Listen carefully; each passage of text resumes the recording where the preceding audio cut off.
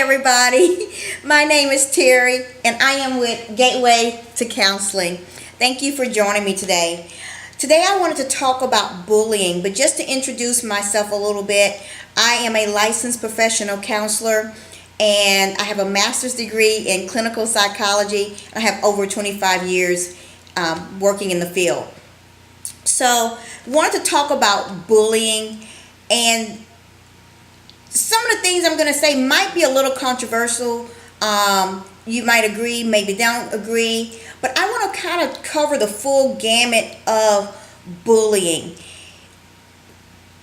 When people started coming into my therapy sessions talking about bullying, whether it was themselves being bullied or their children being bullied, I was a little confused at first. And mind you that I am old school. So I remember the days when I was playing on the playground and people called me Four Eyes. Yes, I wear glasses. And or they called me skinny. Not skinny anymore, but I remember them making jokes and making fun of me.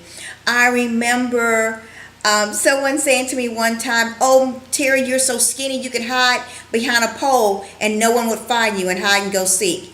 And it was true. So when I started hearing these things about, oh, they're bullying me, I didn't quite get it, I guess. Because I was remembering the way it was when I was growing up, and that was kind of like what kids did, right? Kids can be mean and cruel. But then I started realizing that it was more than what we experienced when we were younger. It was a whole lot more, and that's because of social media. I'm going to try to distinguish between what's actual bullying and what's kind of on the fence of just kids being maybe mean or saying something that might be true, but saying it in an inappropriate way. Let me give you an example. I had a client, a young 10-year-old boy, came into my therapy session and was upset because he said, "They called me fat." Well, I'm just going to give him the name of Ty, and I'm going to say, Ty was overweight. Ty weighed about 170 pounds at 10 years of age. He was very proud that his mother would wake up every morning and make him eggs and bacon and whatever else went along with it. This was every day before school, during the summer months. He went to McDonald's to eat several times a week and had 2 burgers, not just one, with an order of fries and a large Coke. Sometimes he had large Cokes in the morning with breakfast. It's a lot of sugar coming into your body. And so I said to him, I said, "Well, Ty, I understand that, they called you fat. Your doctor thinks that you need to lose weight, right? You've been told that. Do you think you need to lose weight?" And he was like, "Well, yeah, I do." And it was just cruel feedback is what he was given. And kids don't know the appropriate ways to say things. Adults don't always know the appropriate way to say things. And so I saw a lot of people jumping on the bandwagon of negative feedback being considered bullying. If someone said something that you didn't like about you, that was called bullying. I don't think that's quite bullying, and that's just my opinion. I think it's cruel, yes. I think it's negative feedback, yes. But sometimes we have to look and say, well, is what they're telling me maybe true? If I'm a young adult and someone says that I look like a hoochie mama, do I need to look in the mirror and say, "Oh, yeah, I kind of do. I need to change what I'm wearing to certain places." So sometimes that's not a matter of bullying. Um, I think that it does become more extreme with social media. And that takes on a whole nother flavor. That's when a person is constantly being picked on, constantly being called out their names, called names, maybe even being pushed, being hit. I remember myself in high school being completely harassed.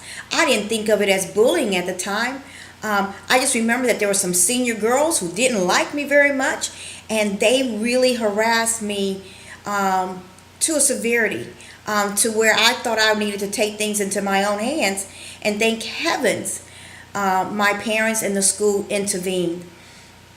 So I understand that social media will not only have it within the school environments or in your home environments or out on the playground, but it expands, and it expands because of social media. We have a lot of young adults who are being harassed and bullied through social media. um, and I'm gonna say this too. Sometimes that is confusing to me as well, because that can be controlled. When you're a kid, a 10-year-old, and you go to school and you go to your class, and kids are picking on you and pushing you and shoving you and calling you names and making you feel really bad, and making, I remember years ago they would make a sign and post it on your back or something like that. And they're spreading all kind of things about you to all your peers. That's very difficult to handle, and to not start to feel depressed and have low self-esteem and not know what to do. With social media, I think that there are some things that maybe are a little bit easier to do. A lot of my adolescents, seniors in high school, juniors in high school, will experience this bullying on social media, Instagram and Facebook. Well, the young kids are not on Facebook anymore, but all those other social media sites and platforms. And what confuses me is that they get so depressed about it, and they're doing this to me and they're doing that to me and they're saying this about me, and they're threatening me, they're threatening to beat me, they're threatening to do these various things. And it's like everyone chimes in on this whole social media page, and the kid doesn't know what to do. And what makes it worse is they usually don't tell their parents. They don't tell anybody about what's going on, other than their peer group. And to me, sometimes that's a little bit easier to handle, believe it or not, because you just turn off the social media. You just delete them from your page. Don't let them follow you anymore on Twitter and all these other social platforms. If it's one person, delete that person. If it's a group, delete them, because it's very clear that they're not your friend. They're not there to support you and say positives about you and hold up your self-esteem and build your self-esteem. So those are some of the problems that I see, and I see how it can pull a person down.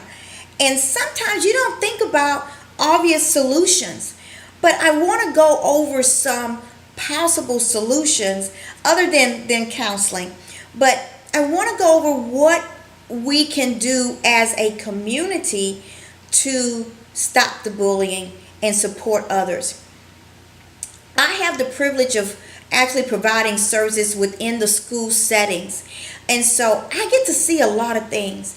I get to see where, let's say for example, that a kid is outside and they're in elementary or junior high, and they're running around and they're playing, and suddenly a kid comes over to them and just pushes them for no reason. I've seen this countless times. This kid has done absolutely nothing. They just come over and they push them. And the teachers, you got to remember, there might be 4 classes outside at one time.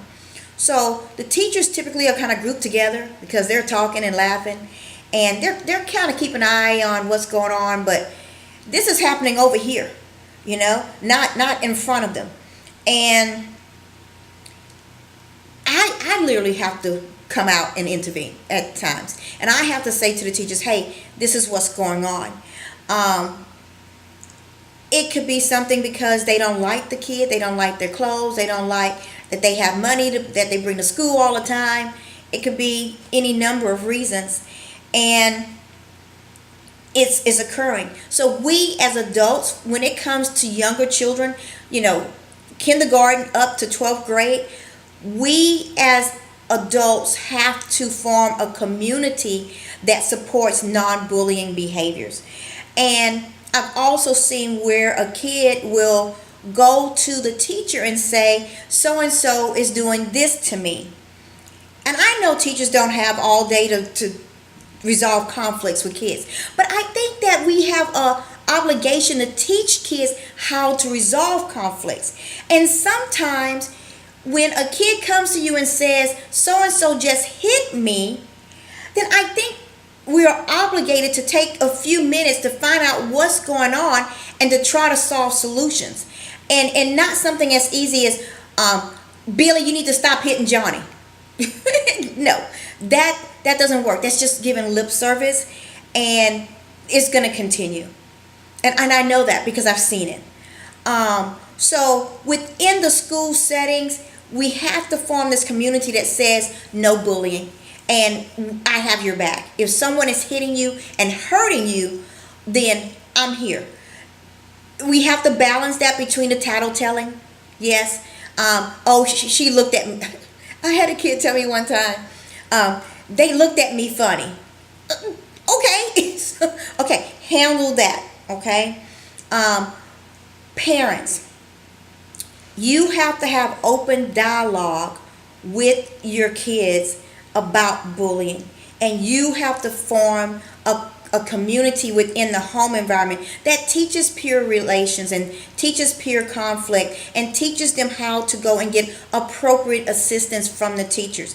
And if something is occurring every day, then that's when you need to go and have a meeting with the school officials, and maybe even have a meeting with that parent of the other kid who is doing the bullying, because the parents might not even know that this is going on.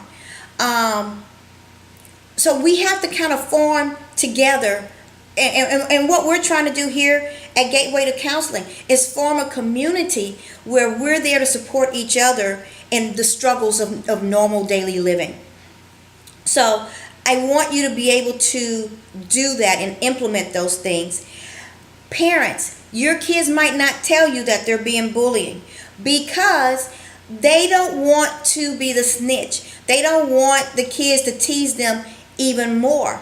And so it is going to be your responsibility to start to notice little changes in your child's behaviors. It could be that he comes home from school and instead of talking to you like normal, he goes straight upstairs. And maybe you hear him crying, or maybe he's not as engaged, or maybe he's more angry all the time. Maybe his grades are slipping. This is where we as parents have to be more in tune with our kids to see what's going on and what's changing. We have to create this environment within our homes where the kids feel safe to tell us anything that they want to tell us. And it might not be that you need to go to the school and talk to the teacher and the principal and the parents of the other kid. It might mean that you just equip your kid to handle it maybe a little bit different, but appropriate. I have a lot of kids who say, my mama told me if they hit me, hit them back. Yeah, that used to work a long time ago. It don't work in the schools nowadays. Everybody gets suspended and have to go home. So I want you guys to realize that there are solutions, and the solutions I think are easy. With teenagers and social media, parents, you're going to have to kind of monitor what they're doing. I know we want to give our adolescents a lot of freedom. I've seen that freedom not do very well, is all I can say. An example that I'm thinking of now is an adolescent who was constantly posting on social media that she wanted to die, she wanted to kill herself, in making videos about this. And the parents thought she was doing fine because she was smiling in their face and having conversations, but she was on social media talking about killing herself, to the point that her peers were going to the school and talking to school officials because they needed help to deal with what they were witnessing. So we have to monitor what our kids are doing on social media, and we have to teach them how to create better boundaries. No one, I don't care how old you are, deserves to be harassed, deserves to be bullied, deserves to be put down and made fun of and feel like they are lower than anyone else. So if this is going to an extreme, you may be a young adult, then you might need to get the police involved. You might need to do that. You might need to go and have a visit with the police and say, this is what's going on. Here's a printout of everything that they've been saying. And then you might want to go on social media and say, oh yeah, I'm at the police station as we speak, and I just gave them all this evidence.